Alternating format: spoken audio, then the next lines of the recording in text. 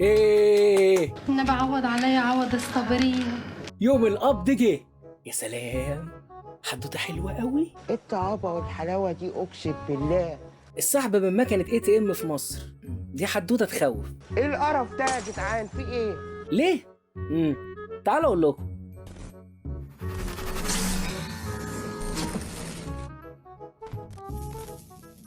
فجأة يا مؤمن تقرر انك تسحب مرتبك، وهوب تلاقي 1000 مين يساعدك، تبقى عايز تقول لهم اتفضلوا معانا. تحسوا كده بقى نشاط اجتماعي. والله زي ما بقول لك كده. هو يوم مش فايت انا. يعني وانت واقف وبتسحب تلاقي ناس حواليك بتشاركك الفرحة، ويبصوا على الشاشة ويتابعوك قوي وانت بتدخل رقمك السري. لا وايه؟ ايه هتسخ بوسي؟ تخيل بقى انك نسيت رقمك السري. فكرك صعبة؟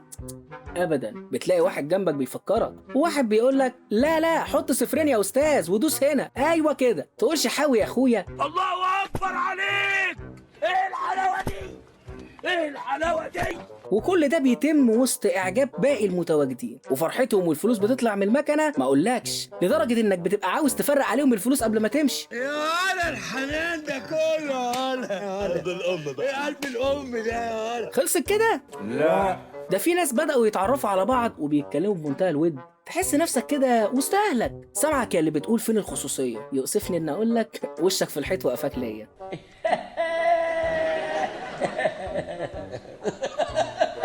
ملحوظه، الشتيمه حرام. اقعدوا بالعافيه. انا مش هكلمه، انا هفهمه غلط بس.